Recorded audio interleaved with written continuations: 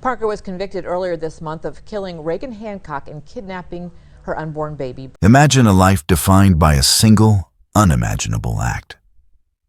Right now, within the quiet confines of Texas's O'Daniel unit in Gatesville, a woman sits in a 6-9-foot cell. Every passing day brings her closer to a fate determined by the state. Taylor Rene Parker. Her name is synonymous with a crime that shocked the nation. A betrayal so profound, it stole not one life, but two.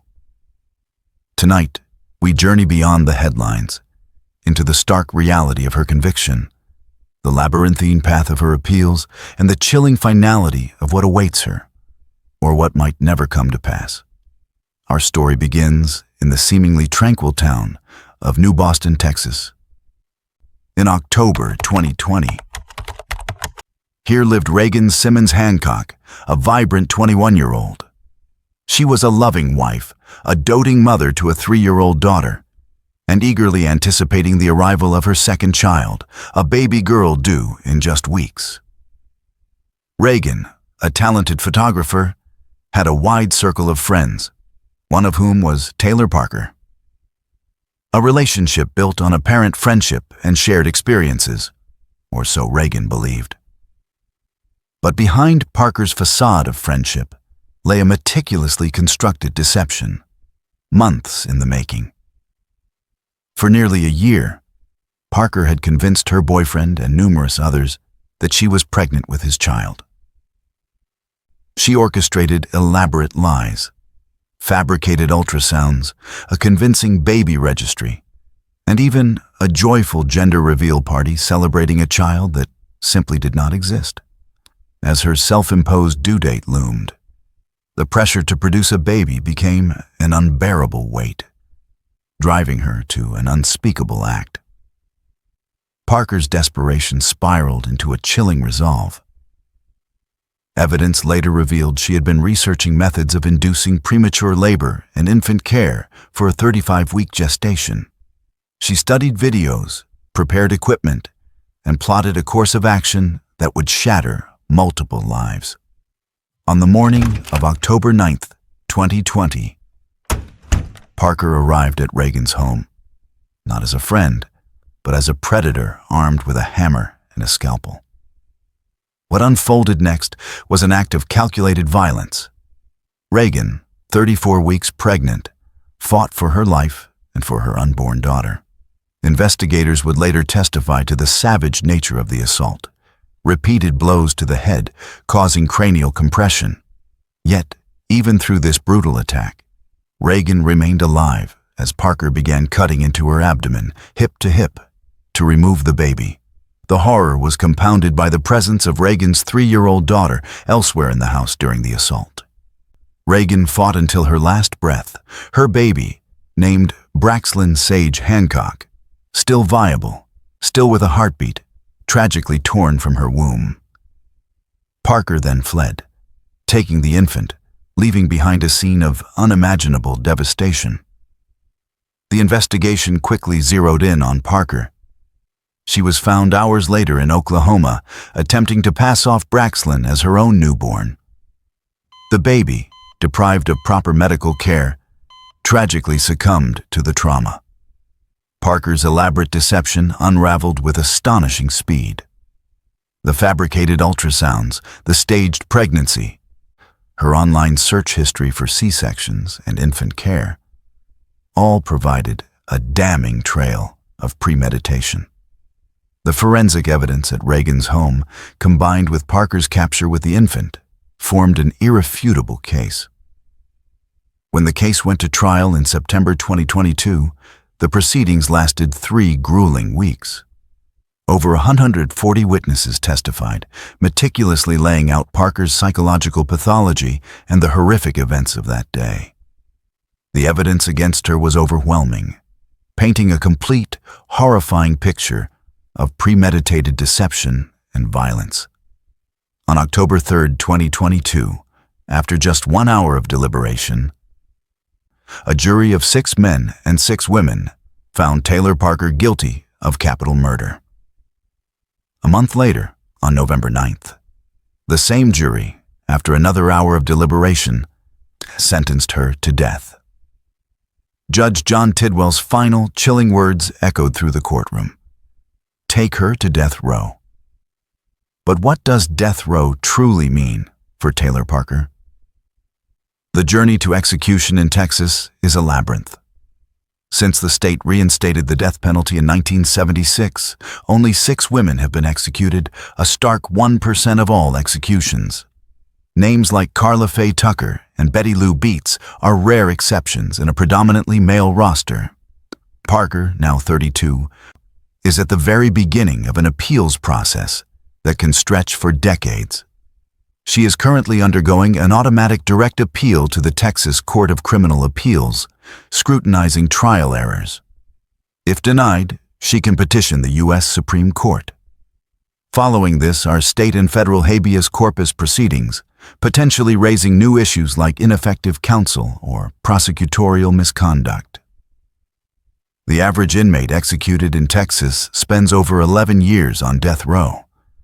But for those still waiting, that number can extend to 18 years, even 30 or more. Parker could realistically reach her 50s before her fate is sealed. Several legal technicalities could yet delay or even prevent her execution. Her defense attorneys have indicated plans to challenge the conviction on multiple grounds.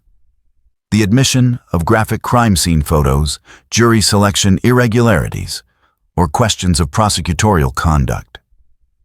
Furthermore, Parker's documented mental health issues, described by her defense as untreated trauma, could form the basis for claims of ineffective assistance of counsel. Shifting Supreme Court precedents regarding mental illness and the death penalty could also impact her case as it winds through the courts. The clock of justice moves slowly, deliberately, and often unpredictably. While these legal battles unfold, Parker endures a different kind of sentence: the profound psychological torment of waiting. At the O'Daniel unit, her 6x9-foot cell, smaller than most bathrooms, is her world. A metal bed, toilet, sink, and writing table are her only companions. Each day begins at 6 a.m., marked by the delivery of standard prison meals. Unlike the men on death row in Texas, the women at O'Daniel experience slightly less harsh conditions. They might have access to a solitary hour of recreation in a small yard or supervised work shifts, even limited television viewing in a common area. Yet, the isolation remains profound. Parker spends at least 22 hours a day alone, an environment known to induce anxiety, depression, hallucinations, and paranoia in condemned inmates. The psychological journey of a death row inmate often mirrors the stages of grief: denial, anger, bargaining, depression, and finally, acceptance. However, Parker's path deviates significantly. Her elaborate deception and being caught with a stolen infant make sustained denial difficult. The sheer premeditation of her betrayal, unlike crimes of passion, may accelerate her confrontation with reality and guilt. She has reportedly admitted responsibility, telling media outlets she has no desire to leave prison. Yet, mental health treatment on death row presents a chilling ethical dilemma. Can therapy genuinely restore an individual's well-being when that restoration might ultimately facilitate their own execution? The psychological torture extends far beyond Parker's cell.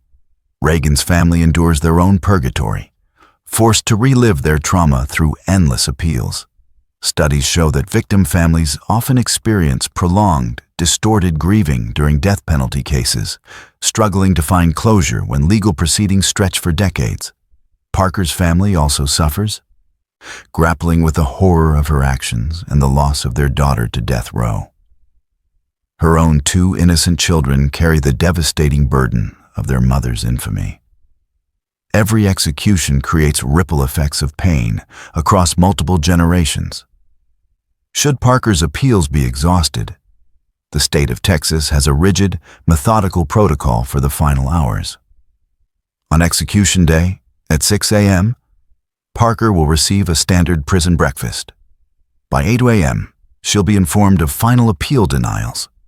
A clemency deadline for the governor passes at noon. At 4 p.m., final phone calls.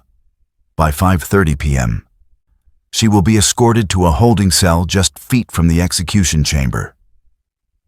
Hours before the scheduled 6 p.m. execution, Parker will be transferred from Gatesville to the Huntsville unit, the site of Texas's execution chamber. The route and method of transport are highly guarded secrets.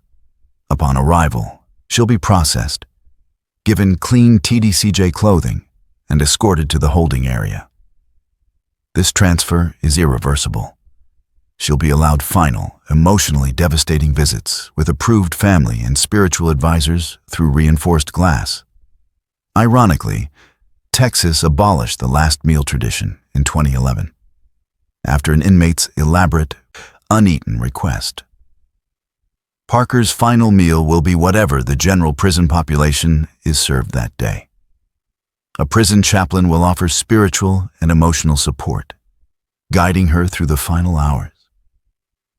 She will have the opportunity to prepare a final statement, words that will be recorded and witnessed, becoming part of the permanent record.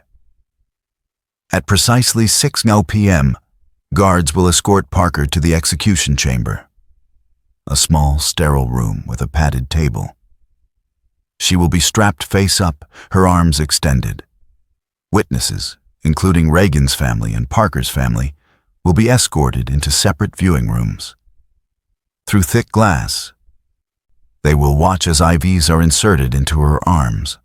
Upon the warden's signal, an executioner in an adjacent room will remotely inject pentobarbital. Consciousness will fade within 10 seconds, with death confirmed approximately 20 minutes after entering the chamber. Taylor Parker's case is a stark, chilling narrative that offers crucial, uncomfortable lessons. Her compulsive lying, the elaborate fictions, and the desperation to maintain those lies are classic warning signs that friends and family tragically missed or dismissed. When someone creates such detailed, fabricated narratives around major life events like pregnancy, intervention isn't just an option, it's a necessity. Early mental health intervention for Parker's documented trauma and her escalating deception might have prevented this tragedy. We must cultivate the courage to confront uncomfortable truths in our loved ones, to recognize when polite silence enables dangerous delusions. Her case also underscores society's failure to adequately support individuals struggling with infertility and pregnancy loss. Parker's hysterectomy at 23 years old was a profound trauma, and without proper mental health support, her self-worth became perilously tied to a fabricated reality. Creating robust support systems for those facing reproductive challenges, counseling, support groups, honest conversations, can prevent desperation from escalating into unthinkable violence. As Taylor Parker continues her solitary existence on death row, and Reagan's family navigates their enduring grief, this case compels us to ask difficult questions about justice, mercy, and our collective responsibility. Does Parker's psychological state excuse her actions? Should her death sentence stand, or would life imprisonment serve justice equally? There are no easy answers. But these are conversations our society must continue to have as we grapple with the purpose of punishment and the prevention of future tragedies. This tragedy devastated multiple families. Reagan Simmons-Hancock was a vibrant 21-year-old, a mother, a wife, and a friend whose future was brutally stolen. Baby Braxlyn Sage Hancock never had the chance to take her first breath. Their memories deserve to outlast the infamy of their killer. They are the ones we must remember. What are your thoughts on Taylor Parker's case and the death penalty? Should her sentence stand? Share your perspective respectfully in the comments below. And if this detailed exploration of criminal justice resonates with you, please subscribe to The Executioner's Pen for more in-depth analyses.